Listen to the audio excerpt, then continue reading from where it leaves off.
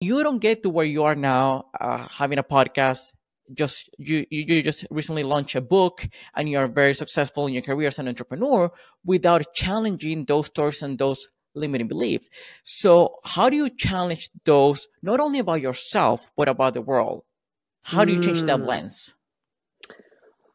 Well, I'll start with challenging yourself first, and then let's talk about the world because I think it's two massively, different ways to look at it. But when you're talking about yourself, number one, you have a lot more control, right? Because you're talking about your own agency. And I tell my 9-year-old son this all the time. You can only control your thoughts and your actions, and you're responsible for those. So in my book, I talk about my science-backed framework that's called the SNAP method. And it stands for stop and take note of the physical sensations in your body, name that sticky floor, ask and answer some deep and personal questions, and then pivot your limiting belief, your thought, whatever. And I'll go into that. And the first step being stop and take note is that, as you said, a lot of these things have been ingrained in us since childhood. So we don't even recognize that we are having those thoughts or that we are already stopping ourselves before we even get started. We are preventing ourselves from raising our hand before asking a question, right? Like we are our own worst enemies, but we don't even know it. So when you start to feel these sensations in your body that aren't like just normal good feelings, because we all have kind of this neutral state where we're just being, right? We're not at a big high. We didn't just have a huge win and we're not feeling really down on ourselves. We're just kind of at neutral. Everybody has that. And when you start to enter that limiting belief world, your vibe lowers and you feel these different things in your body. So for example, you may have sweaty palms. You may have like anxiety that feels like an elephant is sitting on your chest. You may have nervous energy where you're tapping your foot up and down. You may sweat a lot. You may get really cold.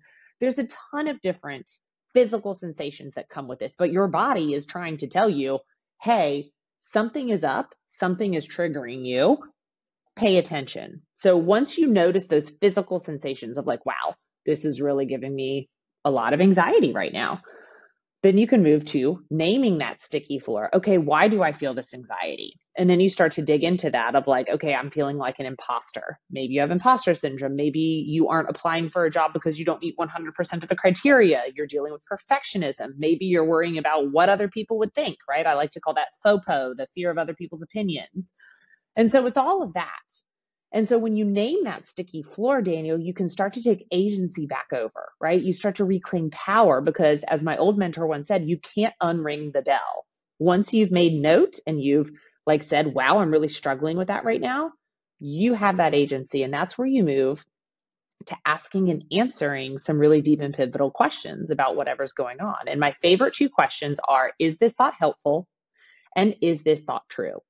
Because 99% of the time, those thoughts that you have are not helpful and they're not true, right? So for example, I've already talked to you about starting my podcast. I had such an intense fear of what other people would think, that they would laugh at me, that they would say, what is she doing? She doesn't know what she's talking about, or she's not working. So like, what is she actually doing?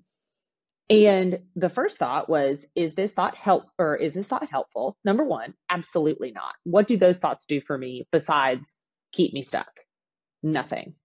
And then the second thought was, is this thought true? Well, let's break it apart. It could be true. There could be people out there saying that, right?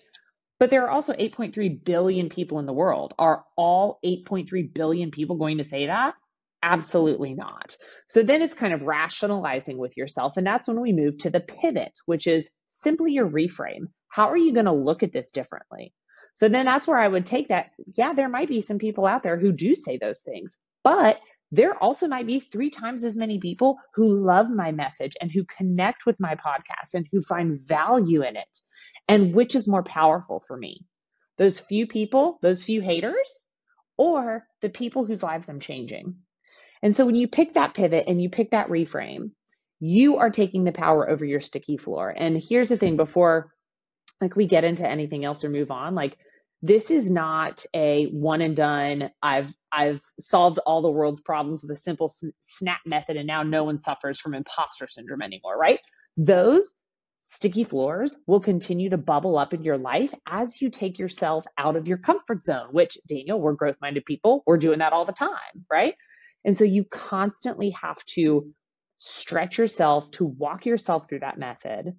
And that's how you continue to grow. What's up, everyone? If you enjoyed that, then press here to watch the full episode. And don't forget to subscribe. I'll see you next time.